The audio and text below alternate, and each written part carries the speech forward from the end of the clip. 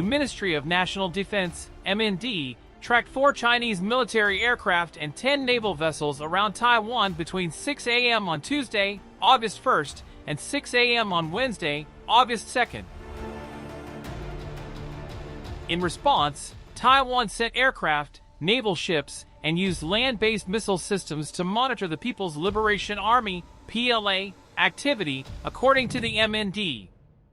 No PLA aircraft crossed the Taiwan Strait median line or entered the southwest corner of Taiwan's Air Defense Identification Zone, ADIZ, during that time.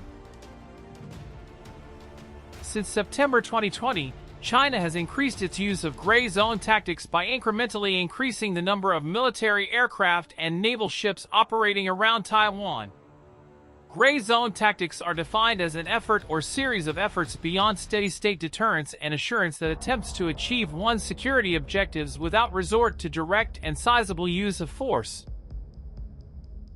Meanwhile, China's military carried out aerial and naval blockade drills around Taiwan on Monday, its last scheduled day of exercises, as the U.S. Navy said it sailed a guided missile destroyer through waters claimed by Beijing. The war games follow a meeting last week between Taiwanese President Tsai Ing-wen and U.S. House Speaker Kevin McCarthy outside Los Angeles, an encounter Beijing had warned would provoke a furious response. China views democratically governed Taiwan as its own territory and has never renounced the use of force to bring the island under Beijing's control. Taiwan's government strongly disputes China's claims and has denounced the 3-day drills. Chinese state television said aircraft, including nuclear-capable H-6 bombers armed with live missiles, and warships staged drills to form a multi-directional island-encompassing blockade situation.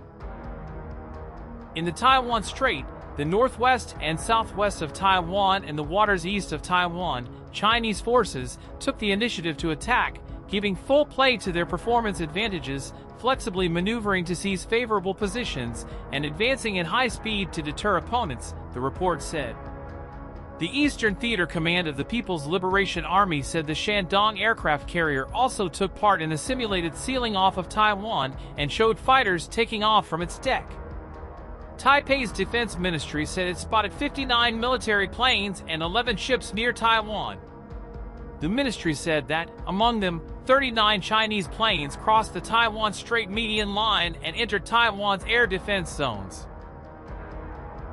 Also on Monday, the U.S. Navy said its guided missile destroyer, the USS Milius, sailed through waters claimed by Beijing in the South China Sea in a freedom of navigation operation.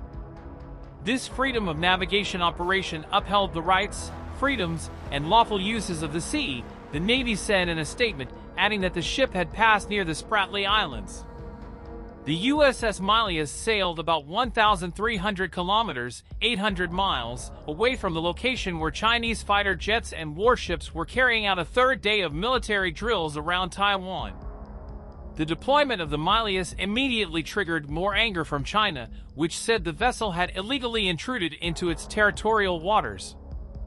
Beijing warned on Monday that Taiwan independence and cross-strait peace were mutually exclusive, blaming Taipei and unnamed foreign forces for stoking tensions. If we want to protect peace and stability in the Taiwan Strait, we must firmly oppose any form of Taiwan independence separatism, China's Foreign Ministry spokesman Wang Wenbin told a regular briefing.